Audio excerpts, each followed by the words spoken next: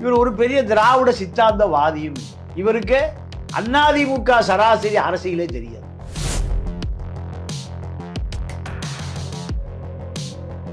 இந்த நபர் ஜெயலலிதாவாலும் பல முறை விரட்டி அடிக்கப்பட்டார்.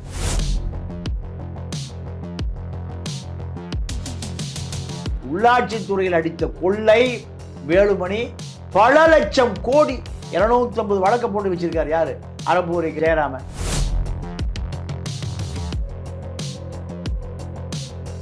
ஜெயலலிதாவால் விரட்டப்பட்ட டிடிவி ஜெயலலிதா படத்தை போட்டு கட்சி நடத்துறார்.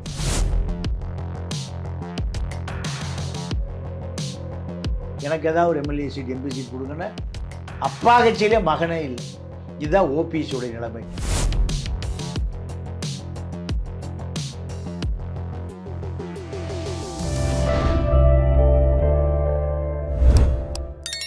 அறம் தமிழ் நேயர்களுக்கு வணக்கம். நடப்பு அரசியல் குறித்து பேச நம்மிடையே இணைந்திருக்கிறார் மூத்த பத்திரிகையாளர் திரு தமிழா பாண்டியன் அவர்கள்.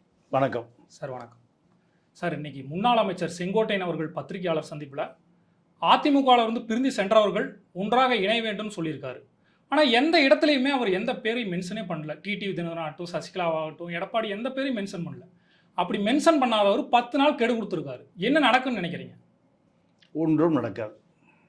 எதுவும் நடக்காது. ஆமாம். ஏன்னா சசிகலாவால் பதவி நீக்கம் செய்யப்பட்டவர் தான் செங்கோட்டையன். ஜெயலலிதாவினுடைய விசுவாசி செங்கோட்டையன், சசிகலாவினுடைய விசுவாசி அல்ல. இவர் மீது குடநாட்டில் ஜெயலலிதா இருந்த பொழுது சத்யபாமா என்ற முன்னாள் நாடாளுமன்ற உறுப்பினருடைய கணவர் குடநாட்டில் போய் ஜெயலலிதாவை சந்திக்க வேண்டும் என்று கால்கடுக்க நிற்கிறார். சசிகலா பார்த்துட்டு அனுப்புகிறாங்க. இல்லை, நான் அம்மாவை பார்த்தே ஆகணுங்கிறார். என்ன பிரச்சனை? அந்த அம்மா கூப்பிட்டு கேட்குறாங்க. என்னுடைய மனைவியை என்னிடமிருந்து பிரித்து விட்டார் செங்கோட்டையன். இதே குற்றச்சாட்டை யார் சொல்கிறா? சத்யபாமாவுடைய கணவர் போய் சொன்ன பிறகு இவருக்கு பதவி பறிக்கப்பட்டது. இப்படி சசிகலாவால் ஜெயலலிதாவால் ஒரு முறை இல்லை இருமுறை பதவி பறிக்கப்பட்டவர் தான் செங்கோட்டையன். இவர் ஒரு பெரிய திராவிட சித்தாந்தவாதியும் இல்லை. இவருக்கு அதிமுக சராசரி அரசியலே தெரியாது. ஆனால் எம்ஜிஆர் காலத்துல இருந்து பயணித்தவர் அவர் கூட அப்படின்னு சொல்றாங்க. இல்லை, எம்ஜிஆர் கூட அவருடைய கார் டிரைவர் கூட இன்னைக்கு வரைக்கும் பயணித்திருக்கிறார். அவருடைய சமையல்காரர் பயணித்திருக்கிறார். அவருடைய உதவியாளர் பயணித்திருக்கிறார். ராமாவரம் தோட்ட தாவரவியல் மிகப்பெரிய ஜெயபால் அவரோட இன்றைக்கு வரை பயணித்திருக்கு. அவர் இப்போ 80 வயசு ஆச்சு. இப்படி பல பேர் பயணித்திருக்கிறார்கள். அத்தனை பேருமே எம்ஜிஆரை போல சொல்ல முடியுமா? இல்லை. இன்றைக்கி இருக்கக்கூடிய பல பேர் எம்ஜிஆரோடு பயணித்தவர்கள் தான். நீங்கள் எம்ஜிஆருடைய பெருந்தொண்டன் சைத துரைசாமி அவரோடு அவர் கட்சி ஆரம்பிப்பதற்கே அடித்தளமிட்டவர். இப்படி பல பேர் இருக்காங்க. அத்தனை பேரும் செங்கோட்டனை போல் வெளியில் தெரியாத பல ஆயிரக்கணக்கான லட்சக்கணக்கான பேர் இருக்காங்க. அத்தனை பேரும் எம்ஜிஆருடைய பெயர் தான் சொல்றாங்க. நேற்று வந்த விஜய் கூட எம்ஜிஆர் படத்தை போட்டு தான் வச்சிருக்காரு. ஜெயலலிதாவோட விசுவாசி அப்படின்னு சொல்றாங்களே, அப்போ அது பொய்ன்னு நினைக்கிறீங்க? இல்லை, ஜெயலலிதாவுடைய விசுவாசி தான்.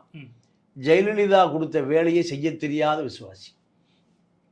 ஜெயலலிதா ஒரு முறை 2011 ஆட்சிக்கு வருவதற்கு ஜெயலலிதா என்ன பண்ணுறாங்கன்னா, கொங்கு பெல்ட், கொங்கு ஈஸ்வரனையும் பெஸ்ட் ராமசாமியும் அதிமுக அணியில் சேர்க்கக்கூடிய வேலை செங்கோட்டையன் கொடுக்குறாங்க. ஆனால் ஏவா வேலு அந்த கொங்கு ஈஸ்வரனை தவிர்த்து பெஸ்ட் ராமசாமியை திமுக கூட்டணியில் கூட்டிகிட்டு போய் சேர்த்துறாரு. அதை கோட்டை விட்டவர் தான் செங்கோட்டையன். செங்கோட்டையனை பொறுத்தவரை ஒரு சண்டை சச்சரவுனா நேரடியாக ஒருத்தருக்கு பின்னாடி களத்தில் நிற்க மாட்டார். ஏப்பா அது பேசி முடிச்சிருக்க அப்போ அது கிளம்பி போயிடுவார். இன்னைக்கு கூட அந்த பேர் எதுவுமே மென்ஷன் பண்ணாத அந்த ஒரு சூழ்நிலை தான் இது இருக்கு. அதான் அவருடைய அரசியலே பலவீனமான அரசியல். செங்கோட்டையனை பொறுத்த வரைக்கும் எம்ஜிஆரால் அறிமுகப்படுத்தப்பட்டவர்.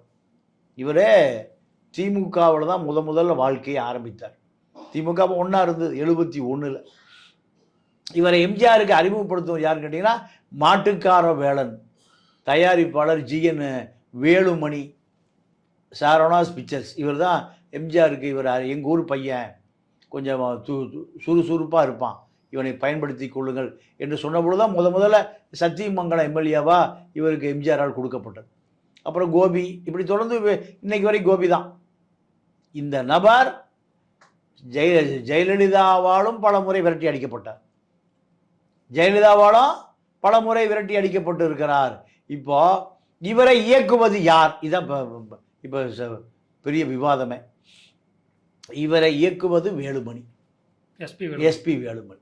ஏன் வேலுமணி இயக்குறாருன்னா, வேலுமணியும் பல முறை சசிகலாவால் பதவி நீக்கப்பட்டிருக்கிறார். அமைச்சர் போய் முட்டை முடிச்செல்லாம் கட்டிட்டு கோயம்புத்தூர் போய் ஜெயித்தார். அது காரணமே சசிகலா தான்.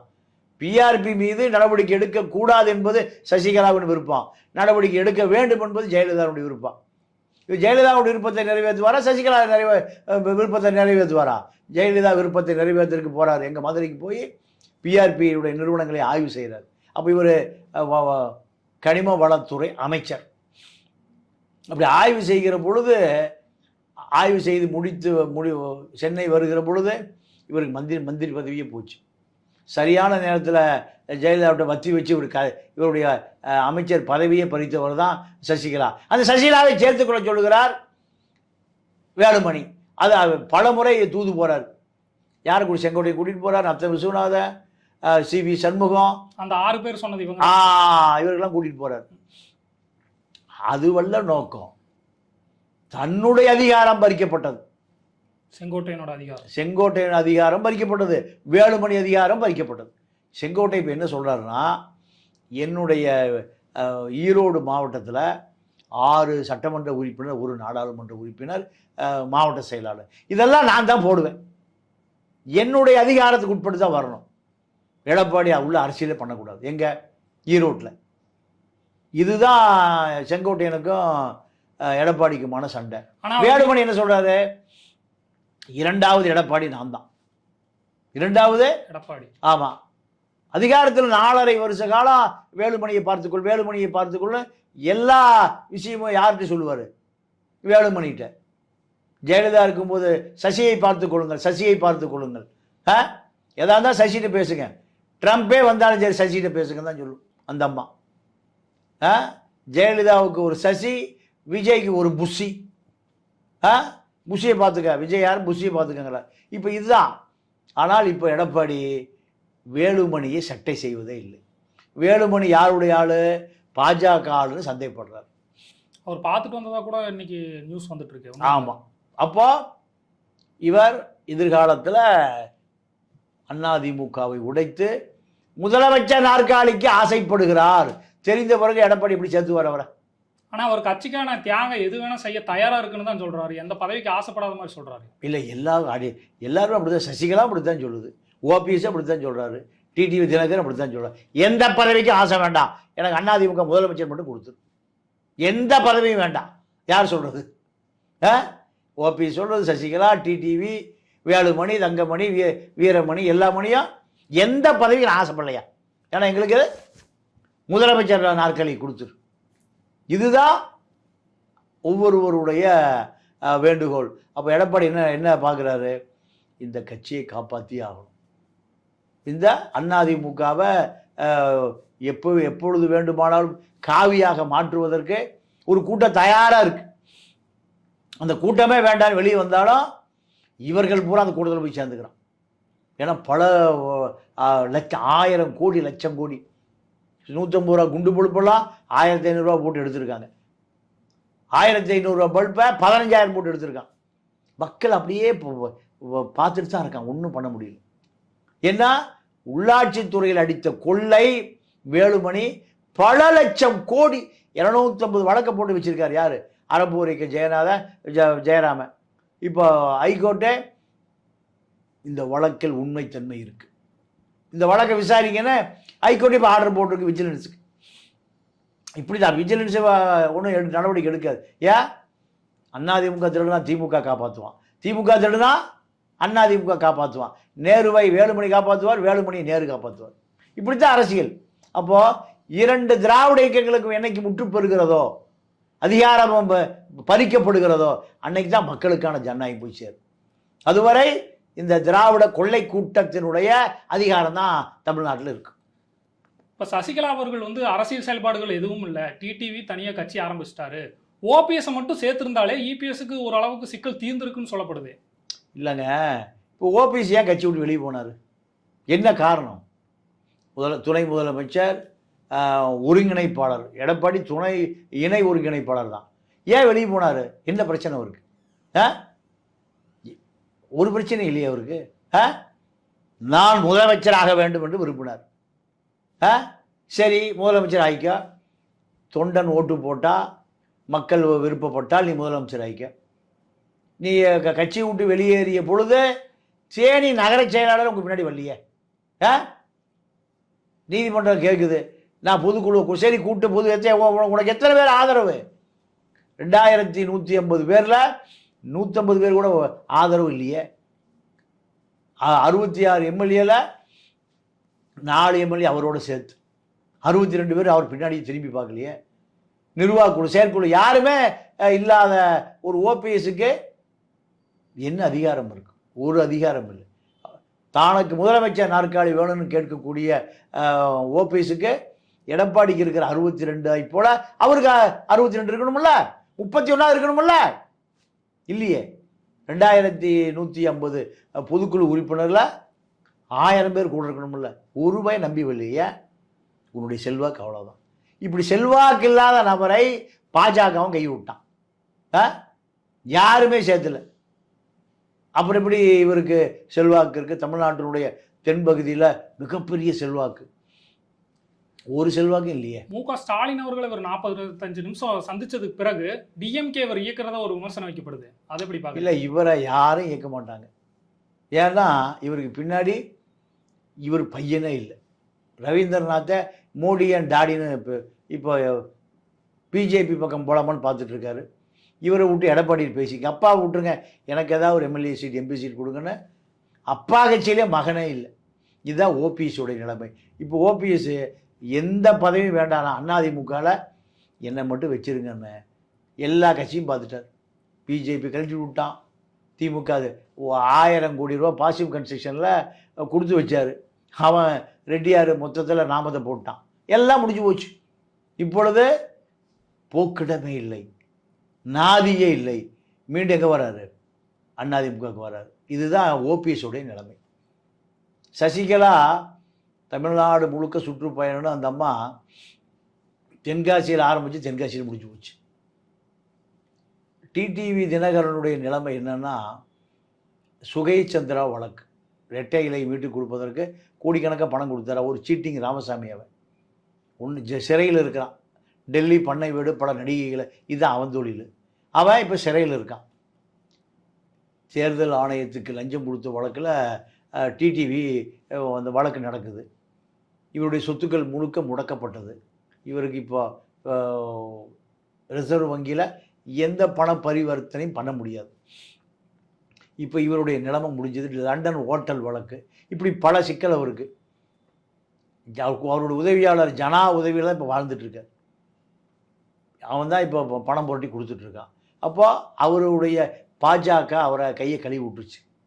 பாஜக கூட்டணி வெளியே வர்றாருன்னா இவர் பாஜகவோட பெரிய கூட்டணி. அவர் ஒன்றுமே இல்லை, ஊருக்கு 50 பேர் கூட இல்லை. அப்போது ஓபிஎஸ் கதையும் முடிஞ்சது, சசிகலா கதையும் முடிஞ்சது, டிடிவி கதையும் முடிந்தது. இவர்களை சேர்த்து சொல்லுகிற வேலுமணி கதையும் முடிஞ்சது, செங்கோட்டையன் கதையும் முடிஞ்சது. இவர்களுக்காக போன நத்தம், தங்கமணி, செங்கோட்டைய, சிவி சண்முகம், இப்படி வேலுமணி, இவர்களை பூரா எடப்பாடி இப்போ தான் முடிச்சிருக்கார். இப்போ நீங்கள் இப்படி சொல்லிட்டு இருக்கும் பொழுது பாஜகவில் அண்ணாமலைக்கு பதிலாக நயினார் நாகேந்திரனை கொண்டு வந்ததுக்கான காரணம் டிடிவி, சசிகலா இவங்கெல்லாம் ஒன்றிணைத்து செயல்படுத்துவோம் அப்படின்னு தான் சொல்லியிருந்தாரு. ஆனால் இன்னைக்கு செங்கோட்டைன்னு சொல்லும்போது இவர் வந்து நயினார் நாகேந்திரன் வரவேற்கிறாரு. இது ஒரு கேம் ஆடுற மாதிரி தெரியுதா பிஜேபி பின்னால்? இல்லைங்க, அதாவது பிஜேபி முழு பொறுப்பையும் எடப்பாடியில் கொடுத்துட்டாங்க. உள்கட்சி தகராறு நீங்களே பார்த்துக்குங்க. நயினார் அந்த சமூக பாசத்தில் இவர்களை உள்ள சேர்த்துனுங்கிறார், வேற ஒன்றும் இல்லை. நயினாருடைய பதவியே எடப்பாடி தயவுல தான் இருக்கு. எடப்பாடி தான் தமிழ்நாட்டில் கூட்டணியை முடிவு செய்யக்கூடிய நபர். பாஜகவுக்கு நயினாரை தாண்டி, அண்ணாமலையை தாண்டி, வேலுமணியை தாண்டி, எல்லாத்தையும் தாண்டி திமுக வரவிடக்கூடாது. இதற்காக எடப்பாடி கையை வலிமையாக்க வேண்டிய தேவை பிஜேபிக்கு வந்திருக்கு. அதனால் பிஜேபியை பொறுத்த வரைக்கும் டபுள் கேமும் இல்லை, ட்ரிபிள் கேமும் இல்லை, ஒரே கேம். எடப்பாடி சிஎமாக்கணும். ஸ்டாலின் முதலமைச்சராக வந்துடக்கூடாது. ஸ்டாலின் முதலமைச்சராக வந்துடக்கூடாது. இதுதான் பிஜேபியினுடைய அஜெண்டா. ஏன் ஸ்டாலின் பீகாரில் போய் பிஜேபி எதுக்கிறார்? 5 மாநில முதலமைச்சர்களை திரட்டி பிஜேபி எதுக்கிறார். எடப்பாடி இலக்கல்ல, திமுக வந்துவிடக்கூடாது. திமுக வலுவாக எதிர்க்கக்கூடிய தமிழ்நாட்டில் பெரிய சக்தி எடப்பாடி. அப்போ எடப்பாடியோட செங்கோட்டை, வேலுமணி, தங்கமணி, வீரமணி, சசிகலா யாரும் பெரிய பிஜேபிக்கு பொருட்டே அல்ல. இதுதான் இந்த செங்கோட்டையுடைய பிரஸ் மீட்டுக்கு பின்னாடி இருக்கிற ரகசியம். அண்ணாமலை ஒளிந்திருக்கிறார், வேலுமணி ஒளிந்திருக்கிறார். 2 பேரும் எடப்பாடிக்கு குடைச்சல் கொடுத்தா எடப்பாடி தன்னிட்ட சரண்டர் ஆயிடுவார்னு வேலுமணியும் செங்கோட்டையனும் அண்ணாமலையும் தவறாக ஒரு கணக்கு போட்டு செய்கிறார்கள். இந்த கணக்கு தவறாக போய் முடிந்துவிடும். ஐயா, இப்போ சசிகலா அவர்கள் அதிமுகவோட ரத்தம் இன்னும் செங்கோட்டையனோட உடம்புல ஓடுதுன்னு சொல்லியிருக்காங்க. ஓபிஎஸ் அவங்க பையன் எல்லாரும் ஒரு ஆதரவு நிலையை தான் தெரிவிச்சிருக்காங்க. இவங்களை சேர்த்து தேர்தலில் களமிறங்கலினா எடப்பாடி தோல்வி அடைஞ்சால் அவருக்கு மிகப்பெரிய கேள்விக்குறியா எதிர்காலம் மாறும்னு நினைக்கிறீங்களா? இல்லை, எடப்பாடியை பொறுத்த வரைக்கும் அதிமுகவில் இருக்கக்கூடிய 20% வாக்காளர்கள் 20% வாக்காளர்களும் 2021 எடப்பாடி நம்பி தான் ஓட்டு போட்டுட்டாங்க. 66 சட்டமன்ற உறுப்பினர்கள் எடப்பாடியால் தனித்து நின்று வெற்றி பெற முடிஞ்சிருக்கு. திமுகவுக்கும் அதிமுகவுக்கும் எவ்வளவு வாக்கு வித்தியாசம்னா 3.3% தான், 3.5% தான். இந்த 3.5% தான் எடப்பாடி ஸ்டாலின்கிட்ட தோல்வி அடைஞ்சிருக்கார். இதில் யாருடைய ரோல் இல்லை. அதிமுக ரத்தமான செங்கோட்டை ரோல் இல்லை, சசிகலா ரோல் இல்லை, ஓபிஎஸ் ரோல் இல்லை. யாருடைய பங்கும் இல்லாமல் எடப்பாடியை அதிமுக இரட்டை இலை ஏற்றுக்கொண்டது. இதில் சசிகலா சொல்லுவதைப் போல எடப்பாடி இல்லாத அதிமுக என்பது ஒன்று இல்லை. ஒரு ஐகானிக்கா மாறிட்டார். ஜெயலலிதா அவருடைய இடத்தில் இன்னைக்கு எம்ஜிஆருடைய இடத்தை, ஜெயலலிதா இடம், எம்ஜிஆர் இடம், 2 இடத்தையும் இன்னைக்கு தக்க வைத்திருப்பவர் எடப்பாடி தான்.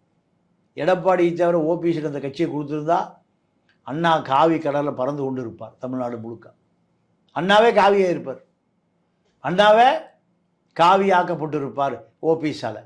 அதனால் எடப்பாடி ஒரு ஆளுமிக்க தலைவராக அதிமுக தொண்டனை ஏற்றுக்கொண்டான். ஏற்றுக்கொண்ட பிறகு இவர்கள் இல்லாமலே அதிமுக வெற்றி பெறும். இவர்களுக்கு பின்னாடி எந்த மக்கள் சக்தியும் இல்லை. மக்கள் சக்தி இருப்பதை போல ஒரு பிரம்மை ஏற்படுத்த முயற்சிக்கிறார்களே தவிர உண்மையான நிலைமை நீங்கள் அதிமுக இரட்டையில இல்லாமல் செங்கோட்டையன் கோபி தொகுதியில் நின்று வெற்றி பெற முடியுமா? தேனியில் ஓபிஎஸ் மகனோ இரட்டையில இல்லாமல் வெற்றி பெற முடியாது. இதுதான் எல்லாரும் நிலைமை.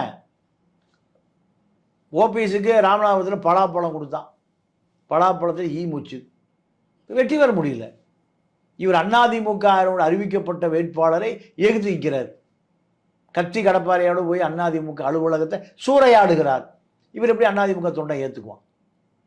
சசிகலா அதிமுக விட்டு போய் வெகு தூராச்சு. டிடிவி அம்மா மக்கள் முன்னேற்ற கழகம்னு ஒரு கட்சி, ஜெயலலிதாவால் விரட்டப்பட்ட டிடிவி ஜெயலலிதா படத்தை போட்டு கட்சி நடத்துகிறார். அதனால் இந்த முரண்பாடுகளை எல்லாம் அதிமுக தொண்டன் ஏற்றுக்கொள்ளாமல் இவர்களெல்லாம் அதிமுகவிலிருந்து வெளியேறிய பழைய ஆட்களாக மாறி போய் விட்டதுக்கு பிறகு மீண்டும் உள்ளே சேர்த்துவது என்பது அது ஒரு இயற்கைக்கு மாறானது. ஆனால் இன்னைக்கு எடப்பாடி அவர்கள் பேரணியில் பெண்கள்லாம் ஒன்றிணையணும் அப்படிங்கிற மாதிரி கோஷம் போட்ட ஒரு வீடியோ கூட வந்துச்சு.